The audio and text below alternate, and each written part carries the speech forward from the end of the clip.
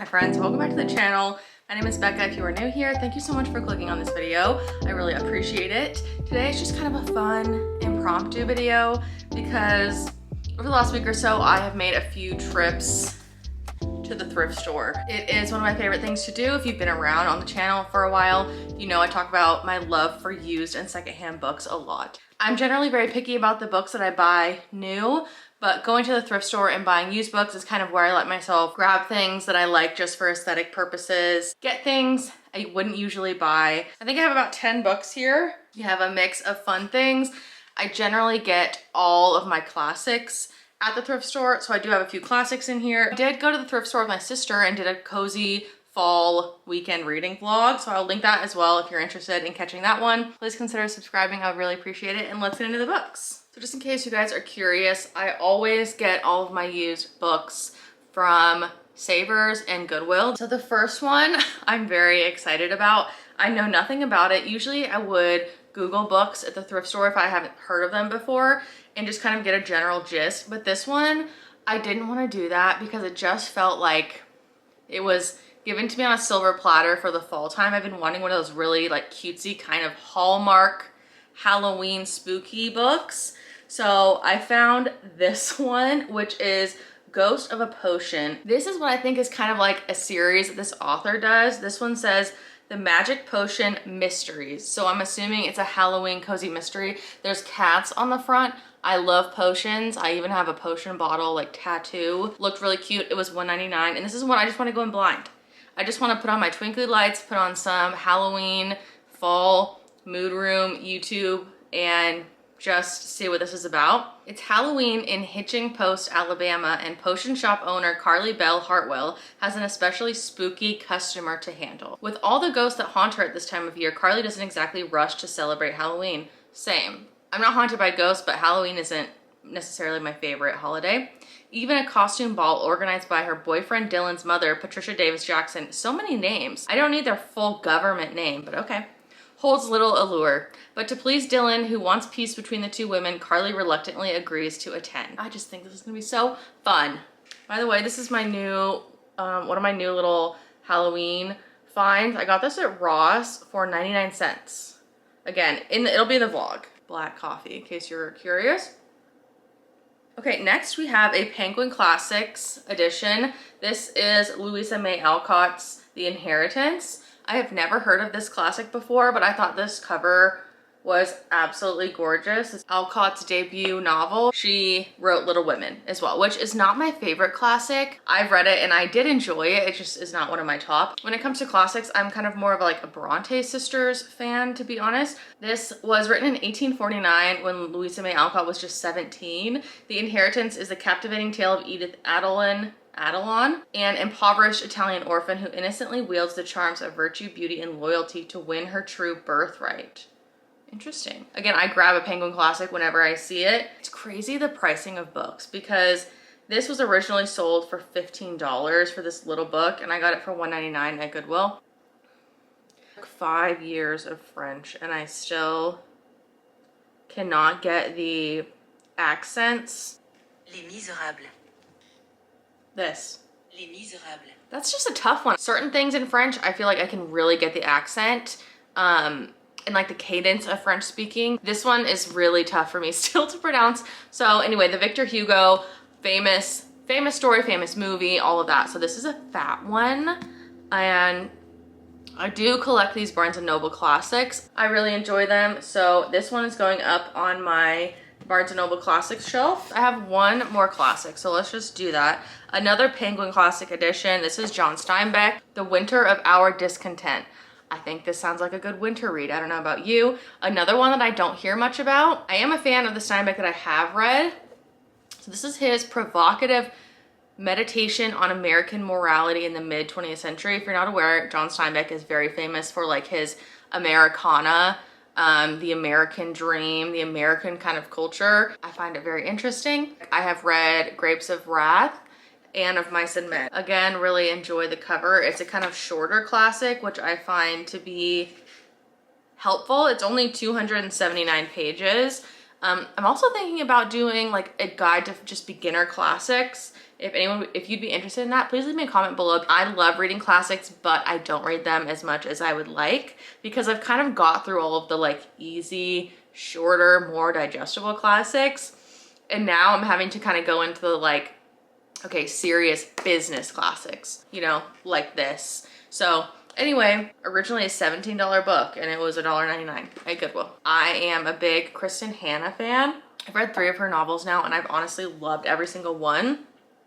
So I have a few more on my shelf that I haven't got to, but I just figured they're ones that I wouldn't mind owning because my sister also really enjoys reading the Kristen Hannah books. These are 2 that were not really like on my top of my list to read. The one that I want to read next is The Great Alone, which is set in Alaskan wilderness, which sounds really interesting. But I did grab these 2 Kristen Hannah's, which is True Colors, and then Firefly Lane, which I know has been adapted to a Netflix series, which I have no interest in watching. Seems a little corny for me. This still isn't necessarily like my favorite premise. It's basically like 2 best friends from childhood to adulthood. Kristen Hannah just does female relationships and women's stories so well that I'm willing to give it a shot. Unfortunately, this copy probably should have got left at the Savers. It's grimy as hell. I have wiped this down like 8 times and it's still not feeling that great. So, you know, it's kind of lessons. Sometimes they're just worth leaving there because you can find Kristen Hannah books, at least for me, my thrift store, every single time there's almost a guarantee that I'm gonna see a Kristen Hannah. And then this one is about a group of sisters, 3 sisters, I believe, in Washington State. I'm assuming on some kind of horse ranch. Really enjoy Kristen Hannah's books, so I just figured I would add these 2 to my shelf. I have read The 4 Winds, Winter Garden, and The Nightingale by Kristen Hannah. Loved them all. I think my mom would also like Kristen Hannah.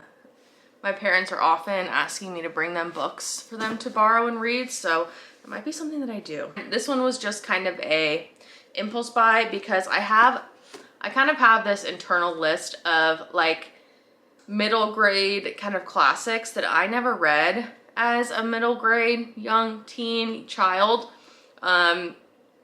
including like I've talked about The City of Bones by Cassandra Clare. I haven't read his Dark Materials by Philip Pullman, The Chronicles of Narnia, and also adding to that list is the Percy Jackson series. I always see these again at the Goodwill, but this was the first one. So I figured I would grab it. The reason why I let myself get this, and I think that this might be one that I actually get to, is because it has Greek mythology kind of vibes. Percy Jackson is about to be kicked out of boarding school again, and that's the least of his troubles. Lately, mythological monsters and the gods of Mount Olympus seem to be walking straight out of the pages of Percy's Greek mythology textbook and into his life. That seems like something I would have loved as a child. I don't know why I never read this. And I'm just the kind of person, I enjoy reading books from kind of like all time periods, all ages. I don't mind reading a book or a series that's kind of meant for a younger audience. I think they're still fun to read. I think there's a lot you can still get out of them. This will be a super easy read. Because this is Greek mythology inspired, I feel like I kind of have to try it. Okay, then we have a thriller. This is Dark Places by Gillian Flynn. I love Gone Girl. I have also read Sharp Objects. Love both of them. This is definitely my favorite kind of thriller, more like a psychological thriller. And this was one that I have not read. This came out in 2009. I think it's, sorry, my cat is eating his food if you can hear him crunching right now. So this is about a young girl whose basically family was murdered by her brother, and then 25 years later, a true crime junkie secret society who's obsessed with this killing locates her and are trying to get information out of her for some reason. I talked about this in my last video, actually. What video was that I just did? Where I read a psychological thriller. I think it was just my August wrap up. I talked about how I feel about true crime. And I think that people who are obsessed with, don't take this personally, okay?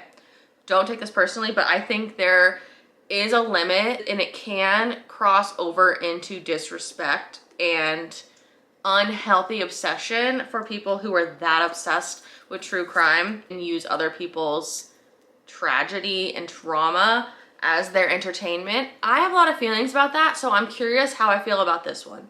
So I figured this would be a good one to grab, not one that I really need on my shelf, but again, I think people in my family will enjoy borrowing this. So that's Dark Places. This is one that again was kind of an impulsive buy because I don't really need this because I started listening to this book on audio and I quit listening to it because I could not focus, but I'm willing to give it a try again, physical, see if I like it. Also, this is a gorgeous book, gorgeous cover, Sea of Tranquility. I believe this is kind of like a magical realism kind of situation, very like obscure. I think it's kind of like dual timelines, no idea of what it's about. And I think I probably got 25% of the way through the audiobook and I still didn't know what the hell was going on. But these are the kind of books that are like a challenge to me and I really enjoy finishing them to like see if I get what other people are getting, you know, because I do love time travel, multiple timelines, kind of like magical realism. Thank you, Archie. He has to look out the window. A virtuoso performance that is as human and tender as it is intellectually playful, Sea of Tranquility is a novel of time travel and metaphysics that precisely captures the reality of our current moment. I think that sounds very interesting and I hope that I get to this and enjoy it because I've heard, I mean, I've seen this going around. Archie seems to like it as well. He loves hardcovers, not something that I get a lot, but this is just a gorgeous cover. It's kind of got that sheen to it. Really love the way this one looks, so I kind of figured it might be worth to add. Okay, and the last book is very exciting because I have been on the hunt for this for months. I'm trying to get my Twilight series complete before I start my first read ever of it next month. I think I'm gonna do it in October. I'm gonna do a series on the channel, or at least a vlog, and document my first time reading Twilight because I have never read it. And so I got Eclipse. For whatever reason, I can never find Eclipse and Breaking Dawn paperbacks.